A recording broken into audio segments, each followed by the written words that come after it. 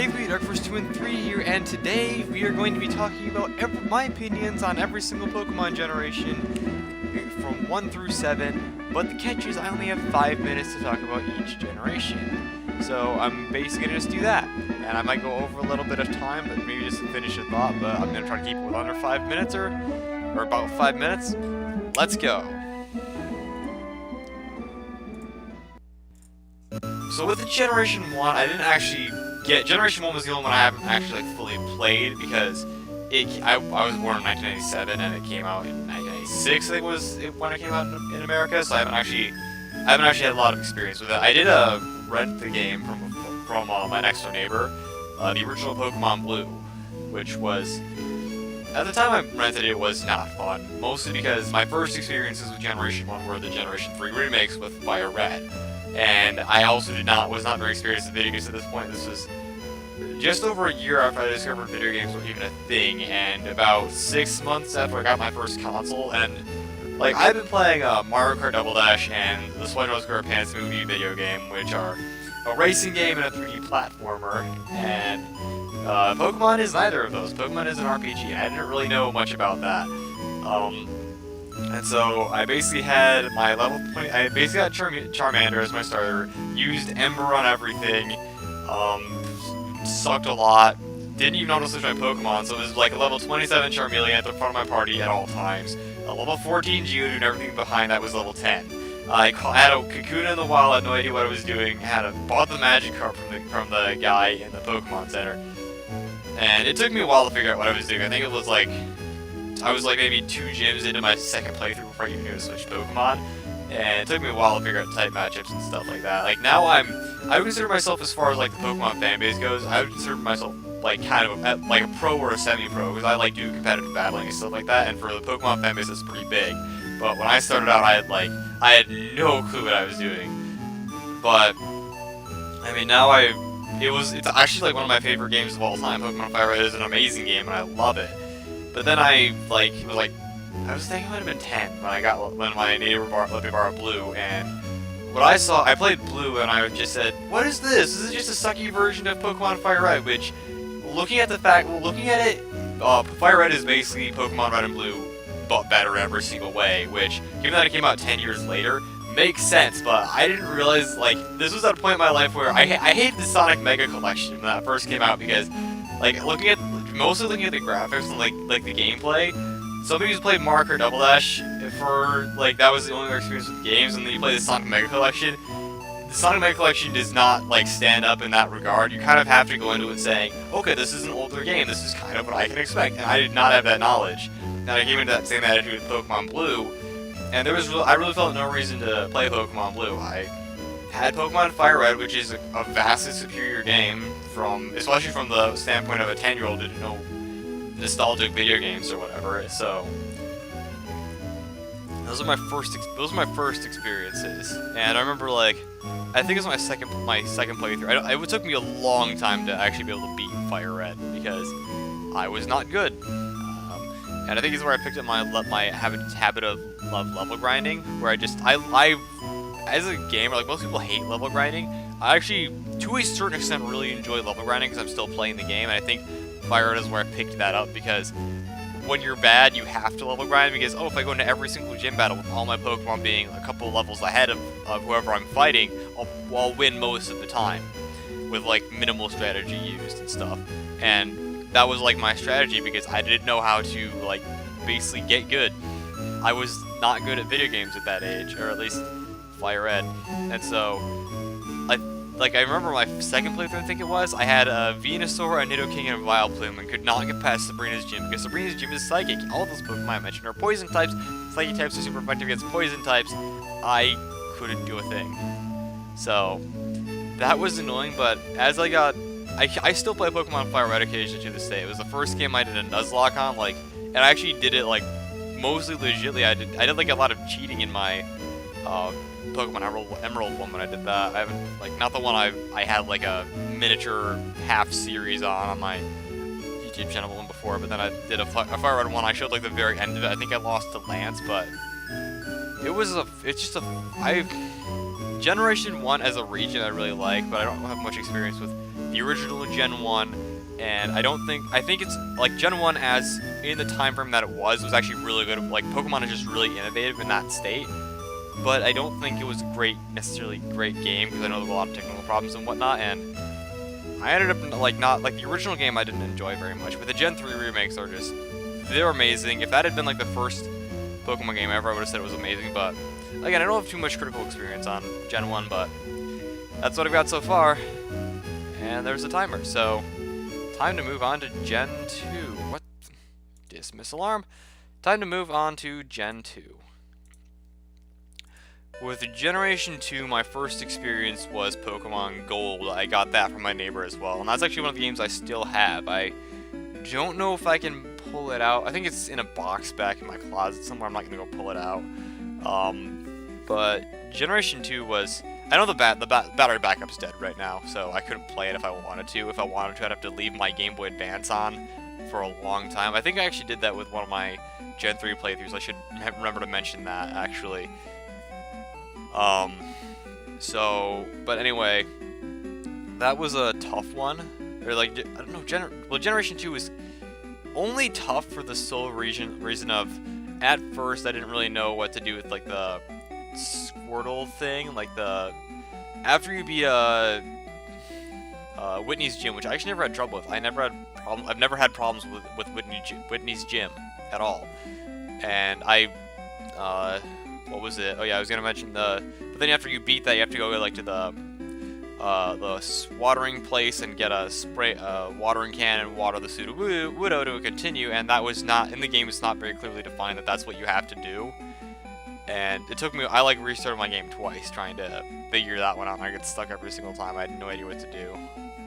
But, so that was a bit, but I remember, Generation 2 for me is the most forgettable generation. It's not bad by any means. I didn't play a whole lot on Pokemon Gold, and when I got, like, Pokemon Heart Gold, Soul Silver for a while, that was where I was storing all my Pokemon that I wanted to transfer up. And I just never restarted a lot, and I never played a lot. I played the Pokeathlon a lot, and I can mention that, actually, but as far as, like, the original Pokemon Gold, I think the best memory I have of it is I had my rival, and I, like, started up the game, named him Dork, because every kid names their rival Dork, or some stupid, like, doofus name, or whatever you want to call it when you're, like, 10 years old playing a Pokemon game. You just want to name your rival something stupid and then beat the crap out of them. So I did. And that was a fun experience. But the thing is, I then, like, stopped playing for a few months, and then I finally came back to it and booted up the game, and I found my rival, and his name was of course Dork, and I was like, who's this Dork guy? I have no idea who this is. I completely forgot it was my rival. I think until I fought him and found the I think it was Quilava or Cyndaquil. I think I took the Chikorita as my starter. I don't remember a lot of Pokemon, like, especially because in competitive, like, no one uses the Chikorita line at all. So I don't, like, get any experience with Chikorita at all, but I think in-game it's a pretty fun Pokemon. But then moving on to Heart Gold, Soul Silver, I have some decent memories of that. Again, I don't have too many because I didn't play it a whole lot, but I do remember finding my first shiny Krabby in Generation 4. That was fun. I don't know if I still have it. I don't remember if I transferred it up, but it's probably hiding around Pokemon Bank somewhere. I know I transferred it up from there. I don't know where it's hiding right now, or if I just accidentally deleted it, but I got a shiny Krabby. Don't know if I still have it, but that was fun. And I also remember the Pokeathlon. I remember, it's a good thing my parents aren't home right now, because when I was in middle school especially, I think maybe a bit in high school, I would, like, I would take my DS, hide under my bed and play mostly Pokeathlon, because I was like thinking, oh, my parents will, like, turn on the game and they'll find out that I was accomplishing things or something. And I would hide under the bed and I would, like, just do Pokeathlon because it was, like, super hard to track what you're doing, and I would just play so much Pokeathlon. Like, I would, like, start hurting my wrist from all the flicking from the stamina races. It was pretty insane. I love the Pokeathlon. I hope they bring that back, although I hope they make it more complex, because I'll admit it's pretty simple, but it's a lot of fun. That's all I've really got for Generation 2. I don't have too many memories of it. I should go back and play that. now transferred up a lot of the Pokemon to Pokemon Bank, which will eventually go to Gen 7. So I should, like, if I do that, that'll free up a lot of space. I actually intended to, like, this summer go back and play every single generation of Pokemon, and maybe I'll continue that into the fall, and just, like, every once in a while make a vlog about it, and just say, oh, hey, here's what I'm doing in Pokemon, in my Pokemon playthroughs, and I think that could be fun. But I'll get back to you on Gen 2 whenever I go around to that. On to Generation 3, where I actually started playing Pokemon with Fire Red, and I'm not going to mention that because I already mentioned that quite a bit. So, moving on to Emerald, which is the first Pokemon games, or like, that wasn't the first one. I think I got that for Christmas 2005. That was when it was sometime. I don't remember exactly when it was. 2005, 2006. It was one of, I think, as far as Game Boy Advance games go, I had Emerald, Fire Red. I think the only other one I have, like, as far as Game Boy Advance games go, is it's like some dirt bike monster truck game that I got from a place. I don't remember exactly. It was the Scholastic Book Fair. They have like a Scholastic Book Warehouse, and every once in a while they let you go. Just go in. I found this game. Regardless, that's not the point I'm trying to make. The point I'm trying to make is that Emerald is actually, because I'd already played like Fire Red, and then I went to Emerald next, and I remember like playing it I got it for like Christmas or my birthday, and I ended up just sitting in my grandparents' bed because I was at their house just playing the game. And it was, I remember it first being like very red, green, and combinations of those at first. I don't know why, and then like, maybe that's just how I saw things back then, like all in those types of colors. And then I just, as I got like, I think it was only a couple months later even, I started seeing like all the colors in it. Also because you don't start off really near all the water. Like, Emerald is where I really started to love Pokemon, and I played like so much Emerald. It was a lot of fun. And I just had, I don't have many specific memories, but I do remember like basically my biggest thing about Emerald and why I like it so much is the region is just so much fun. Almost every single time that I want to go play Pokemon Emerald, almost every single playthrough, I'll explore every single area on the island. I know Hoenn like the back of my hand. I play it so frequently, and I enjoy it almost every single time because going through all the adventures, like just the region, exploring it, there's so much to do and so many cool things to find, even if they're not super useful. And I really enjoy that. It's so much fun to go through and just constantly explore the region, even if I've done it like a million times already. It's so much fun. I think they removed some of that in Gen 3, in the Gen 6 remix. As far as the Gen 6 remix go, I really love double battles, which I don't like apparently the Boras were a remix of Ruby Sapphire, not Emerald, which I don't see the point of doing at all. I think Emerald, I think they did Crystal for Gold, Soul, Silver, and I think they should have just kept the improvements for Emerald. Like, I loved ringing double battles. I really loved playing double battles. It was so much fun. And I was actually like pretty good at that. Like, oh hey, I'm just gonna target this one Pokemon, and then it'll just be 2v1. And just playing all the double battles was, I have so many good memories of Emerald, I can't really put it into words. Something else I really enjoyed too was the music. Like, I don't remember the music actually that well. It's been a while since I've played Emerald. Like, I think almost a year. I don't usually spend that much time not playing Emerald, but I've been invested in Sun and Moon a lot lately, mostly Moon because that's the one I own, but it's like Emerald, the music is great. I love a lot of the Pokemon too. It's really the generation I have the most feels about. Like, I'll get very vocal about Emerald, like, oh my gosh, Shedinja is the worst Pokemon in existence, or oh my gosh, I love like everything about Gardevoir, and like Swampert and Blaziken are amazing.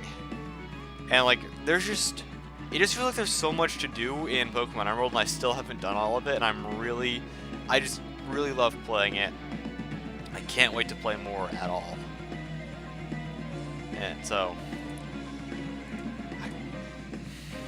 I'm gonna assume the timer's up. I had to go do a thing, and then the timer, I didn't restart the timer, but I restarted the video, so I'm gonna move on to Pokemon. I'm gonna move on to Generation 4. Generation 4 is another one that's kind of forgettable for me. I didn't play through. I played through it quite a bit actually, but not nearly as much as like Emerald. It's, I guess, when I look back, it's kind of in the dull area between Pokemon Generation 3. I started on it, it was super awesome, and then Generation 5 being, to me, kind of a joke, like in more ways than one. I'll get to Gen 5 next, of course. Pokemon Gen 4 was actually, in quality, I'd say, very similar to Pokemon Generation 4 or Generation 3. A lot of fun places in the region to explore. Not quite as many as Generation 3, but still a lot of fun. Generation 4 also had a lot of good Pokemon I enjoyed. Luxray, I think, is probably my favorite right now. Or Lucario. Lucario's another really cool one. Past those two, Torterra is actually really awesome. I think I've always had a Crobat on my team for the most part during those runs. Mostly it was Crobat's just a useful Pokemon. Can run so many things. Other than that, though, it's Generation 4 is actually, I think, the one I remember the music from the most being just outstanding. I was like at work just like a couple hours ago humming the tunes to a lot of the music. It was basically like all across the game. And also, as far as I'm concerned, Team Galactic is the best enemy team. As far as if you're looking for a real threat, Team Galactic, I feel like, pulled it off the best. They had a really good motive, really cool way to actually get there. Like every other, like, it seems like every single other team I could poke some holes in what they're doing, whether they're massive or just like nitpicks, like Aqua and Magma basically just accelerating one aspect of the water cycle, which really doesn't do anything at all. But Team Galactic actually seems like they had a really solid and interesting plan. And like Cyrus, I actually really liked as a villain because I actually never saw. I kind of like said Cyrus, he might have some connections to the Team Galactic guys, but I never actually fully expected. Oh yeah, he's totally evil, or he's definitely their leader. I never really expected that, especially because I was a kid when that happened, and it was really cool. It was that was really fun to watch. There's kind of blurred for Generation 4. I don't remember a lot about it. I remember Generation 4 was actually the first generations I had hacks. I had I actually think I still have it. Let me find it in my game. Oh yes, I do. DS Action Replay, baby. Doesn't work anymore, I don't think. I think it's I remember I stopped using my old DS partly because I had issues with the Action Replay. Not only would the Action Replay not work, but also make the DS not recognize game cartridges at least half the time, which is annoying, of course, because I'd like to be able to play games on the system that I paid money for. I don't have that DS anymore. I sold it and my normal 3DS to get the 3DS XL, which I could still play. I don't even think that the Action Replay will fit in the 3DS, and given what it did to my DS, I don't want to try. But I remember I hacked and I also did not realize that I hacked a Mewtwo. I hacked some really cool things, there were EXP hacks and stuff. You could get any Pokemon from the fossil daycare. I had an Entei that allowed me to, because I'd sold all the contest ribbons or whatever, it could get into the resort area, the resort zone. Which actually the resort zone, the battle zone, survival zone, and resort zone are really cool, and I really like those because there's a lot of exploration, and I just love exploring in Pokemon games and just finding out cool stuff going on everywhere, which I think is actually kind of weaker about Generation 6 and 7. They didn't have that quite as much. But all the hacks, I don't remember all of them. I remember a lot. There was I think giving you the max amount of money you could have, which I used quite frequently. Getting maximum rare candies, getting maximum PP maxes, I believe it was. And then also getting any Pokemon you want. Getting Arceus was one. I don't think I still have those Arceus though. There were just a lot of really cool hacks that I had with the game, and just a lot of interesting stuff I did in that game in general that made it a lot of fun. Also, quick, time's almost up here, but a quick funny moment I had. I remember I was trying to beat Cynthia in Generation 5 in our like post battle that was really stupid and hard. And what happened is I said, oh, I'll just go back to my Gen 4 games, hack in a Lucario and an Altaria, get them to level 100, and then they'll just go crush Cynthia. What I did not realize is that EVs are a thing. I did not EV train these Pokemon, like even just giving them random EVs so they'd at least have something. They probably had like 100 EVs at max, which like really hurts their stats. And I'm like, how are they so weak? They're level 100. They're getting destroyed by Cynthia's level 77s. I don't understand this. So that's a cool moment. But now moving on to Generation 5. Reset timer. Do not change timer. Reset. So Generation 5, first thing I have to mention is it was originally a joke with my friends in middle school. It was, oh hey, Generation 5 is coming out. It's gonna be black and white. Oh, that's so racist. Lol. Like no one took black and white seriously at first when it was like first announced. I was like, oh no, that's just a joke. That's like just something funny people made up. No, it's actually a thing. And I'm playing through Black 2 kind of. I just picked it up, like Black 2 up again, like a couple days ago, and played that for a little while. Haven't played like the originals in a while. Haven't played like either game in a long time.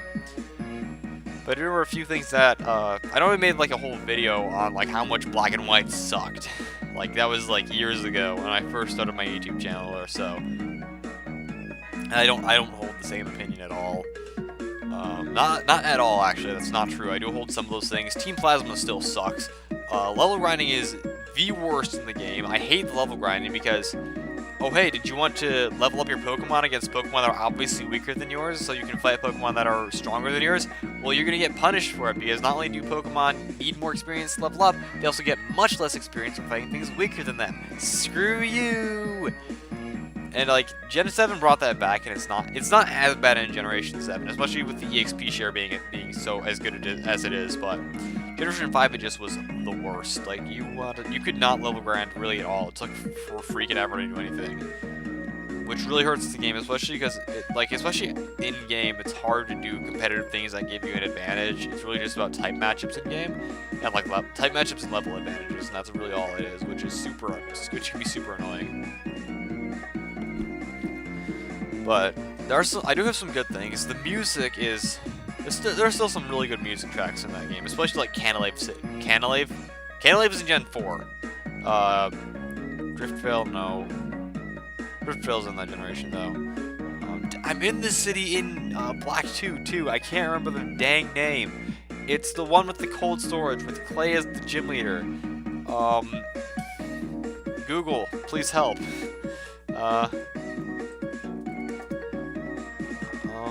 Okay. Images. No, it is Driftvale City. Oh, never mind. Mr. Alton City is the one I was thinking it was. No, it's Driftvale City. Driftvale City is awesome. I love it. Also, I like the post-game of it. Undella, well, kind of. The post-game drastically increases levels to the point where, oh hey, your team was like level 55s when you beat Ghetsis. Now wild Pokemon in the new region are level 60. And the Elite Four members are level 75. That's BS. Stop. But like going through Undella Town and what is the name of that? This is not what I wanted. Where's the view image button? Oh, it's small. Lancosa Town, something like that. That was like the village bridge. Those were cool places to explore. I liked it. Like Gen 5 still the region was very straightforward, which I think is I didn't think it was a good thing at first. I think it's actually pretty good because it lets you move between cities really quickly if you don't fly, especially. Like if you have fly, just screw that. I'm just gonna fly wherever I want. But and then there was like generation of what was it? Oh yeah, there's like a whole bunch of if you decide not to stray off the path, there's so much to do. Although the one thing I do think is worse about Generation 5, especially, is the Pokemon.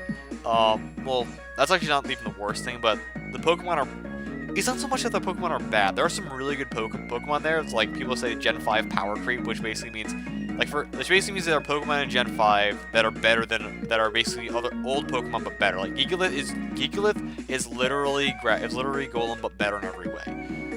But that's not what this is really. It was more the fact that I think that because they wanted to use Pokemon that no one had ever seen, all like 150 ideas, basically new Pokemon. Like in Generation 1, that was fine. There was no precedent for what a Pokemon looked like.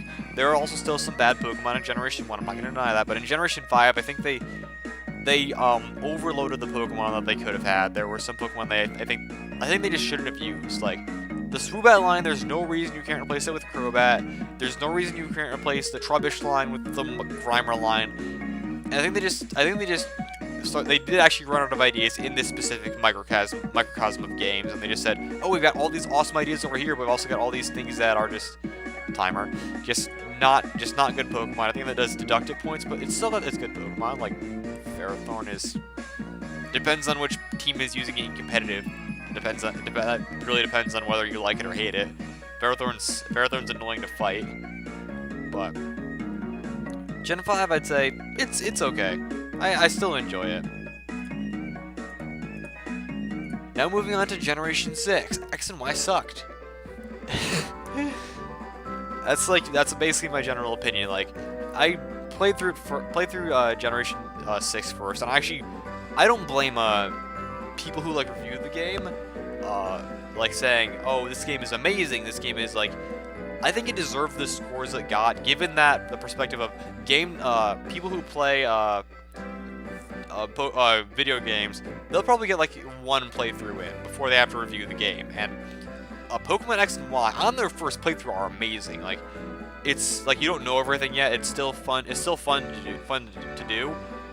But I played through it 3 times after my first time. My first time, I think I had like 300 play hours, and I'm 100% sure that half of those hours at least were me sitting online hoping that one of my friends would get on so I could game chat with them, because I didn't have Skype or anything like that. I swear that was half my playtime. No joke. Just hoping I could talk to my friends outside of school. That was legit what I was doing. Or like something dumb, like I don't know what I was doing. Other than that, I think I got into competitive breeding like a little bit. I think I bred like Perfect Nidoking, Perfect because I had a terrible move pool, on Perfect Ninjask, and that was about all I did. And then I traded those to a friend, restarted, and then realized that the game is actually not that fun. I mean, it's still fun from a Pokemon standpoint. Like fighting Pokemon battles is still relatively fun, but then I realized the game is too easy. People you fight in the wild, people you fight do not have enough Pokemon with them to make it feel like it's an even challenge. The region is rather boring, actually. I found that it was just not. I didn't enjoy going through the region after the first playthrough. Because like, when can I get to the next location? There was too much focus in Lumio City. It felt like there really wasn't anywhere to go to do anything other than Lumio City, which is disappointing. The Pokemon, there were some good Pokemon, and there were some good and bad in Generation X and Y for what it introduced. But having 450 Pokemon with only 70 of those being new is a stupid idea, because it does not allow the new Pokemon to shine. By the time I got to the Mountain Pokedex, even my first playthrough, I was already running a rotating team of 20 Pokemon. I had no room for anything else. Sorry Gumi, sorry Noivern, I don't have room for you on my team. Also, Team Flare sucks. They have like an okay goal, but it seems that Lysandre is the only one who understands what that goal even is. Like the rest of Team Flare, I have always said this. It feels like the rest of Team Flare is that group on the playground in your elementary school who makes up some dumb club and says, "Haha, you can't join our club. We're so cool," even though you never want to join their stupid club in the first place. That's exactly what Team Flare feels. Also, it was always obvious that Lysandre from first look is the bad guy. Like even Pro Jared, who had no experience with the Pokemon games, he said, "Oh hey, as soon as he found out who Team Flare was, he had no spoilers at all. He said, "Oh, I'm betting that Lysandre is the bad guy," even though he didn't remember Lysandre's name. But I'll give him a pass for that one. You only saw him once before you saw Team Flare. But that was the thing. X and Y was not great. ORAS, on the other hand, it has compared to Generation 3, compared to Generation X and Y, it's vastly superior. Compared to Generation 3, it's, I'd say, worse, but it's not like that was, like, it's not easy to be better than Emerald in my opinion, okay? It's like, Emerald is top tier game for me. It's hard to do that, but I'd give it, like, at the very least a solid 9. I don't mind using TMs or HMs. I don't mind using HMs at all. I don't see the big deal why, like, literally everyone else but me hates HMs. There was still a lot of fun exploring to do, especially with Mirage Islands. The secret bases were really fun, especially when you had Blissey bases, which you could level up at super easily. I actually enjoyed that, especially when I was transferring up. Like, I didn't find that out until really late, and I just transferred things up super easily. That was a thing. I say that when I don't know what I'm saying. I say that was a thing a lot. But it was like, compared to Generation 3, it had some good, it had some bad. There were a lot of cool features it introduced. I love the Poke Finder. I think it was, I don't know what it was called, the thing where you can find Pokemon in grass. That was a super cool mechanic. I found a shiny Baneri and could not catch it and was very disappointed. I will have to hatch one in Generation 5, in Generation 7, and then use it because I'll have the Lopunite. But I'm just gonna say that was that. On to Generation 7. So at the time I'm making this video, I've only played Generation 7 once. That was my first playthrough, and first impressions, meh. It's like, it has some good things going for it. On the other hand, there are some, like, I felt, as far as like actually going through the region, it felt far too much like a guided tour. I felt I wanted to like go out and explore the region, which surprisingly is kind of small. Like, it feels super small. Well, kind of. There are not a lot of cool places to go, but there are some places you can go. But it seemed like everywhere you were going, there was always somebody to tell you, "Oh, hey, you made it here. I'm glad you made it here. Well, here's where you're supposed to go next. Go there." And it's just, it almost felt like the game wasn't giving me credit for my intelligence in like figuring out where I'm supposed to go next, which was kind of annoying. And Kukui being literally everywhere, exactly where I'm going, that annoyed me. I don't want that anymore. I want to just feel like I'm actually going on an adventure. But I mean, a lot of the Pokemon in Generation 7 are amazing. I think like every single Pokemon, I think almost every single Pokemon, at the very least, has some unique gimmick going for them. It doesn't feel like, oh hey, Salazzle is vastly inferior to other fire types in the same class. Salazzle can like poison and steel types. I'll go over Salazzle later because I might do a video on just Salazzle himself or herself. Salazzles are always female. Like, Golisopod has his first impression gimmick where you go in, hit something really hard with first impression. If you take too much damage, you switch out. You can switch back in later, deal more first impression damage.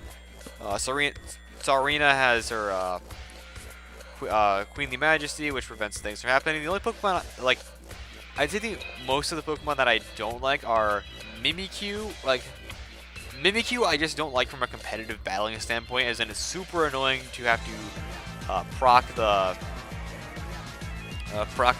its disguise and then kill it, especially on a Pokemon that's as powerful as Mimikyu is. And then probably the Tapus, because like the Tapus run the VGC 2017, which I've actually tried to get into a little bit. They run that format, and basically it's the Tapus and whatever can kill them.